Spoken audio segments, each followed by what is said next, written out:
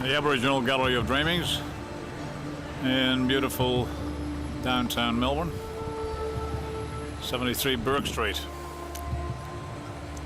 And we have a new exhibition, and it's called the Kimberley Meteorites.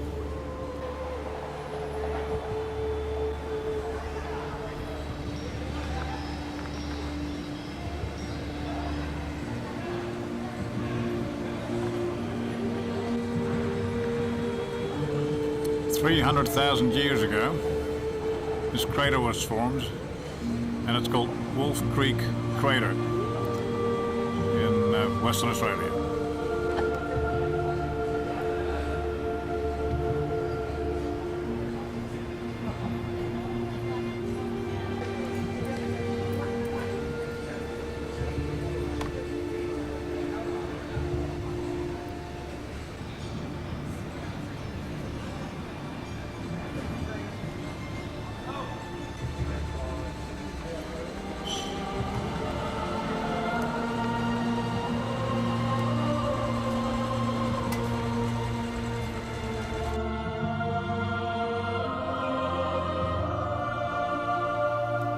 Wolf Creek Crater, found in Western Australia.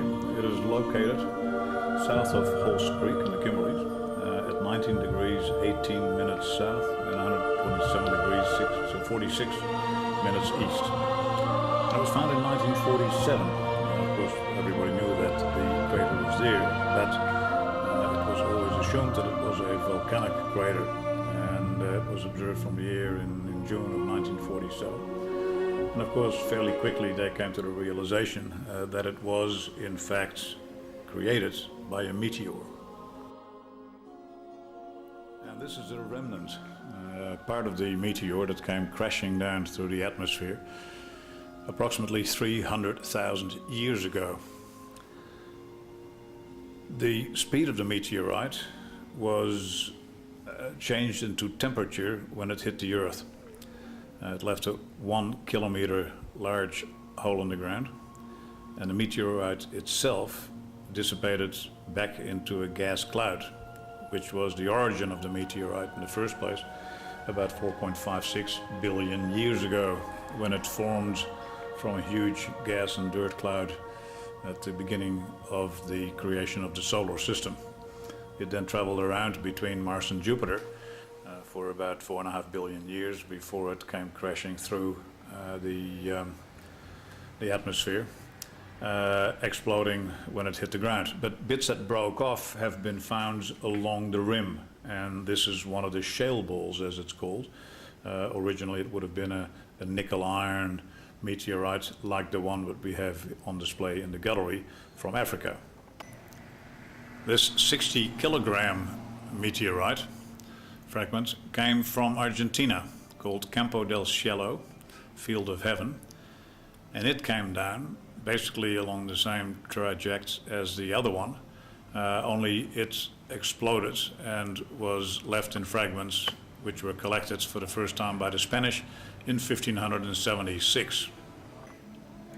But unlike the Wolf Creek remnants, they have only been on Earth for 5,000 years and accordingly look entirely different in the visual aspect, in that it hasn't weathered. Everything on Earth ultimately decays, and if they leave the pieces on the ground long enough, then rust will take effect, because they're made of 90% iron and about 6 or 8% nickel. In addition to that, there are usually traces of iridium and hydrated nickel silicate, and so on and so on. Fascinating pieces of rock that are now being analyzed and give us an insight into the creation of the universe.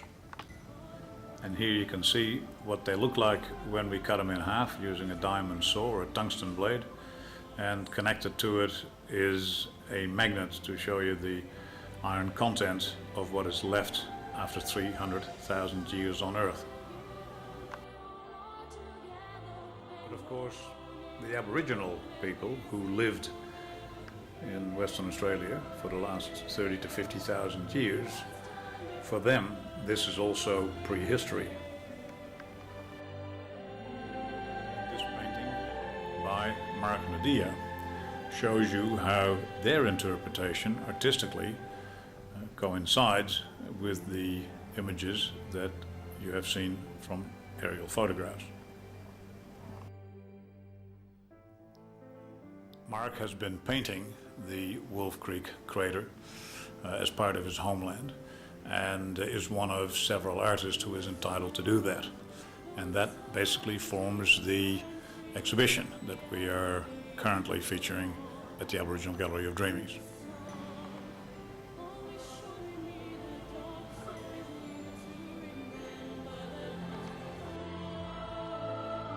The artist has a different interpretation, and Jock Mosquito is one of the masters, not only as an artist but also as a historian.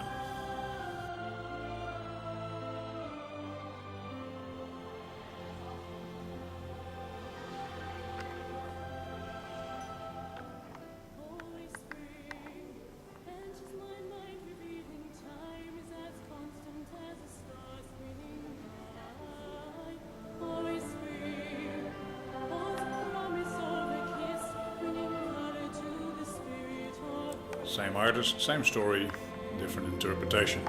Jock Mosquito, one of the best.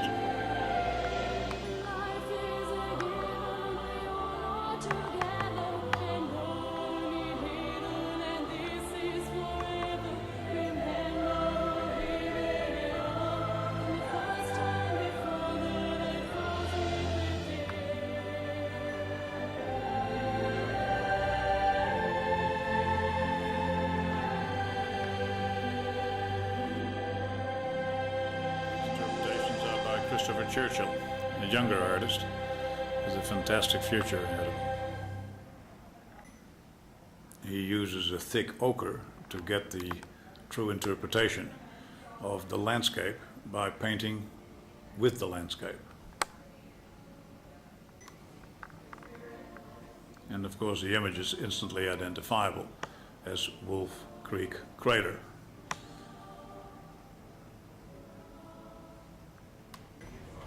Wolf Creek Crater is now a national park. It is a fascinating part of the landscape, but difficult to get to. Unlike Behringer Crater in the United States, which is slightly larger, it is not visited by 1 million people a year because of its remote location.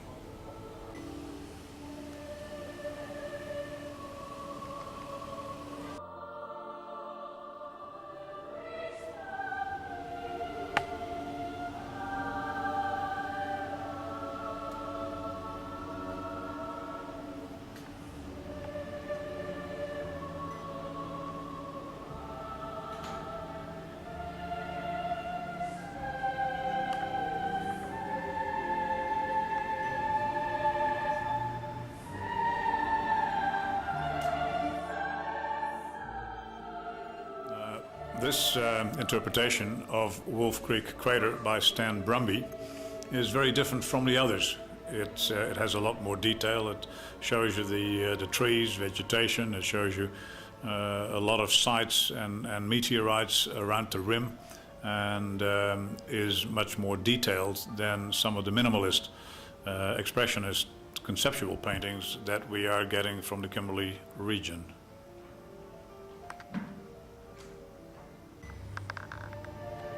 His vibrant colors are a mixture of the ochres of the land and acrylic paint applied on canvas so that it's durable and very impressive in the 122 by 90 centimeter size. Blue, of course, is not a natural color that is found in the ochre pits, but it's certainly used to great effect here by Stan Brumby. This is one of the first paintings by Stan Brumby. It's only a little one. It's about 90 by 60 centimeters. And here you can clearly see how the star came from heaven and then crashed into the ground. So there is obviously an influence of later knowledge about the fact that this was a meteorite. But the flashing lights on either side do still represent also the story of the two snakes who met there.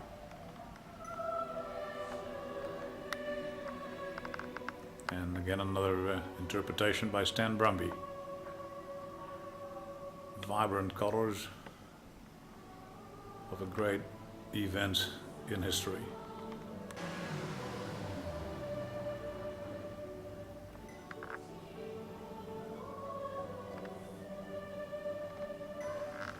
Nellie Gordon, one of the ladies who was also entitled to paint Wolf Creek Crater.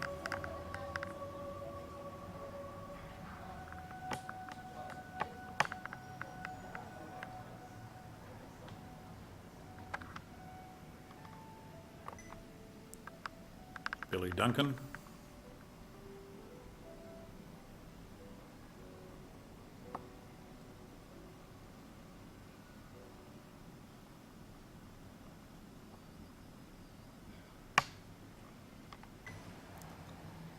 And in this visualization, Chris Duncan tells us all about the Birdman, who lives in the area and was part of the creative story of Wolf Creek Crater.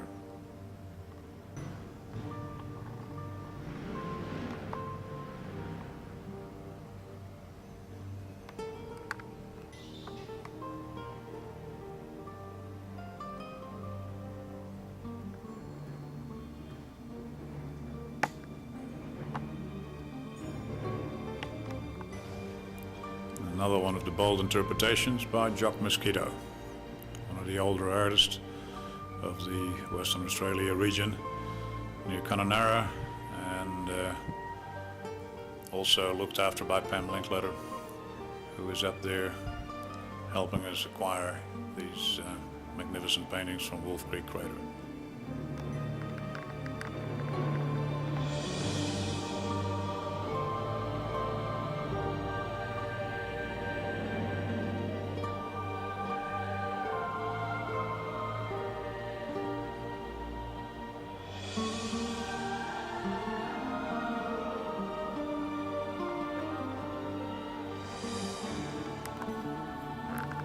So, 300,000-year-old meteorites from Wolf Creek Crater. They are available with the paintings, simply because by adding what I think is nature's most amazing legacy from the formation of the solar system 4.56 billion years ago. These meteorites have traveled between Mars and Jupiter for 4.5 billion years around the Sun, like we have, without the deterioration and the leveling that we find on Earth because of the atmosphere. And now, for the first time, with scientific ways of analyzing their content, we are learning about what life was all about billions of years ago and what the origin of the universe is all about. And while the natural aspects of the meteorites and the site itself, just south of Halls Creek, is a wonder to behold, the art that was inspired is equally as beautiful and a joy to work with.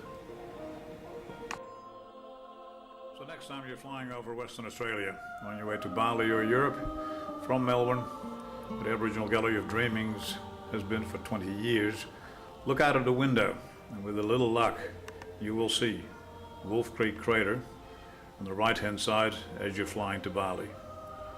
And it's a great sight to behold.